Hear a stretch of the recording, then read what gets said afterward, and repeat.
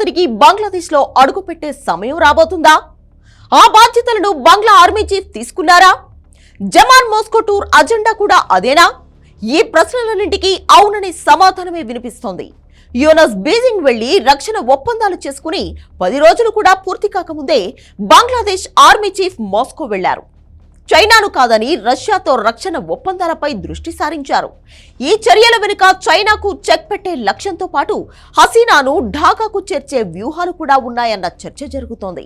ముఖ్యంగా జమాన్ రష్యా వెళ్లిన సమయంలోనే అతని టీంలో 5గురిని నిర్బంధించడం యూనస్ ఆర్మీ చీఫ్ మధ్య ఏదో జరుగుతోందన్న అనుమానాలకు బలం చేకూరుస్తోంది.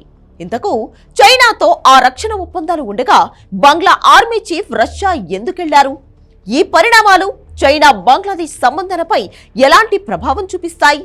యూనస్ వకార్ ఉజ్ జమాన్ మధ్య అసలేం జరుగుతోంది? టాప్ స్టోరీలో చూద్దాం.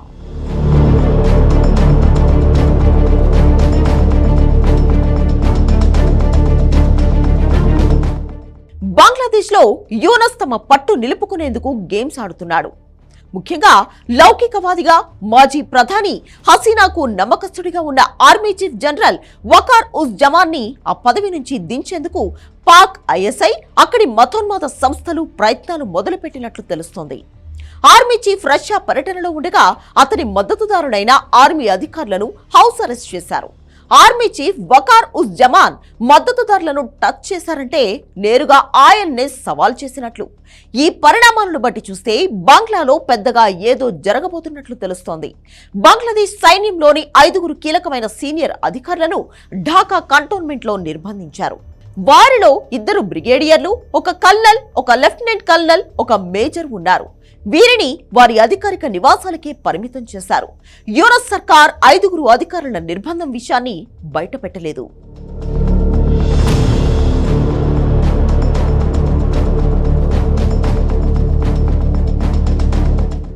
భారత ఏజెన్సీలు 5గురిని గుర్తించాయి. వారిలో brigadier general SM Zakaria Hussain, brigadier general Imran Hamid ఉన్నారు. హమీద్ మాజీ ప్రధాని షేక్ హసీనాకు ఏడీసీగా పనిచేశారు. ర్యాపిడ్ యాక్షన్ బెటాలియన్ నుండి colonel Abdullah Almomen, border guard Bangladesh నుంచి లెఫ్టినెంట్ కల్నల్ మొహమ్మద్ రిజ్వానుల్ ఇస్లాం, తూర్పు బెంగాల్ రెజిమెంట్ నుంచి మేజర్ మొహమ్మద్ నోమాన్ ఆల్ ఫరూక్లను నిర్బంధించారు. వీరంతా ఆర్మీ చీఫ్ వకార్ ఉజ్ జమాన్ కి మద్దతుదారులు. గత కొన్ని రోజులుగా వీరిపై నిఘాను ఉంచారు. వారి కార్యకలాపాలను పరిమితం చేయడంతో పాటు విధుల నుంచి వీరిని తొలగించారు. అంతేకాదు అంతర్జాతీయ నేరాల ట్రిబ్యునల్ అధికారులపై అభియోగాలు నమోదు చేశారు. నివేదికల ప్రకారం ఆర్మీ చీఫ్ జవాన్ వీరిని నిర్బంధించేందుకు అనుమతి ఇవ్వలేదని, ఐసీటీ వారిపై తీర్మానాలను సమర్పించిన తర్వాత హౌస్ అరెస్ట్ కి అధికారాలు ఇచ్చినట్లు నివేదికలు వెలువడ్డాయి. వీరంతా దేశం వదిలి వెళ్లకుండా కఠినమైన నిఘాలో ఉంచినట్లు తెలుస్తోంది. ఈ మొత్తం ఎపిసోడ్ జమాన్ మాస్కోలో ఉండగానే జరిగింది. కానీ బంగ్లాదేశ్ ఆర్మీ చీఫ్ రష్యా ఎందుకెళ్లారన్నది అసలు మిస్టరీ.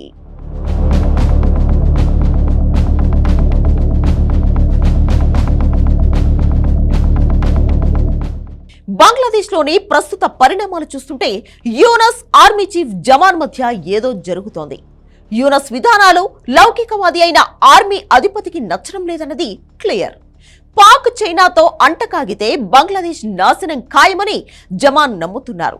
ఈ పరిస్థితులు మారాలంటే ఒకే ఒక్క ఆప్షన్, హసీనా తిరిగి ఢాకాలో అడుగు పెట్టడమే. కానీ అది యూనస్ ఉండగా జరగదు. పైగా యూనస్ కు చైనా, పాకిస్తాన్ నుంచి పూర్తి మద్దతు ఉంది. పాక్ నిఘా సంస్థ ఐఎస్ఐ ఆల్రెడీ ఢాకాలో మకాం వేసింది. ఈ పరిస్థితులు ఇలాగే కొనసాగితే త్వరలో ఆర్మీ చీఫ్ పదవి జమాన్ చేతిలో నుంచి జారిపోతుంది. అదే జరిగితే బంగ్లాదేశ్ పూర్తిగా భారత వ్యతిరేకుల చేతుల్లోకి వెళ్లి సర్వనాశనం అవుతుంది. ఇవన్నీ తెలుసు కాబట్టే ఆ దేశ ఆర్మీ చీఫ్ హసీనాను తిరిగి ఢాకాకు చేర్చే ప్రయత్నాల్లో ఉన్నారు. ఆ ప్రయత్నాల్లో భాగంగా భారత మిత్రదేశం రష్యా సాయం కోరే ప్రయత్నం చేస్తున్నట్లు కనిపిస్తోంది. హసీనా భారత్లో ఉంటే రష్యా ఏం చేయగలుగుతుందంటారా? అసలు కదా అక్కడే ఉంది.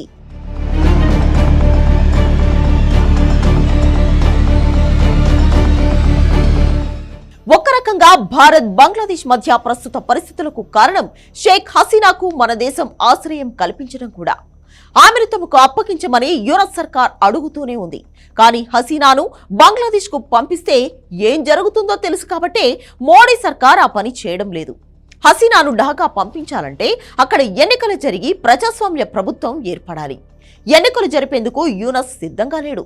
సో ఏం చేసైనా యూనస్ ను గద్దె దింపాలన్నదే బంగ్లాదేశ్ ఆర్మీ చీఫ్ టార్గెట్. అందుకు భారత్ ను సహాయం కోరవచ్చు, కానీ ఇది నేరుగా జరగకూడదు. సో భారత మిత్రదేశం రష్యా నుంచి మొదలు పెట్టారన్నమాట.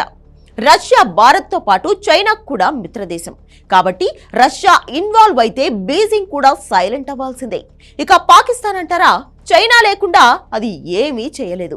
మొత్తంగా ఇటీవలే షేక్ హసీనా తాను తిరిగి బంగ్లాదేశ్ లో అడుగు పెడతానని కామెంట్ చేయడం, ఆ తర్వాత ఆర్మీ చీఫ్ రష్యా వెళ్లడం, అదే సమయంలో జమాన్ మద్దతుదారులను నిర్బంధించడం వంటి పరిణామాలు యాదృచ్ఛికంగా జరుగుతున్నవి మాత్రం కాదు. త్వరలో ఢాకాలో పెను మార్పులు ఖాయం.